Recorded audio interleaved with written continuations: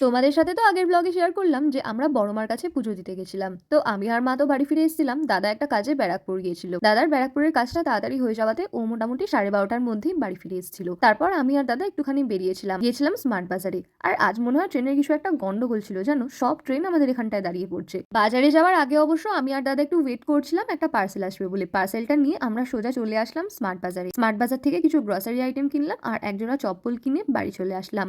আজকে সারাদিনটায় একটু রেস্ট নিতে পারিনি। বিকেল বেলায় আবার চলে গিয়েছিলাম চাকদার লেন্স কার্টে। ফোন করেছিল, আমার চশমাটা চলে এসছে। ওখানে জাস্ট 5 মিনিটের কাজ ছিল। ওরা আমাকে চশমাটা দিল, আমি ট্রাই করে দেখলাম অ্যাডজাস্ট হয়েছে কিনা। তো এই আর কি। রানাঘাটে ফিরে আমি আর দাদা একটু অবকাশ পার্কের দিকে গেছিলাম ছবি তুলতে। অনেক দিন ওই জায়গাটায় যাওয়া হয় না। আগে প্রায়ই দাদা আর আমি গিয়ে ছবি তুলতাম অনেক। তো সকালবেলা আমি দাদাকে বলেছিলাম নিয়ে যেতে, কিন্তু তখন আর সময় হয়নি, তাই ফেরার পথে গেছিলাম। বাড়ি ফিরে এসে দেখি মা আমার জন্মদিন উপলক্ষে পায়েস বানাচ্ছে আর দাদা রান্না করছিল মায়ের জন্মদিনে স্পেশাল ডিনার, পরোটা আর পনির ভর্তা।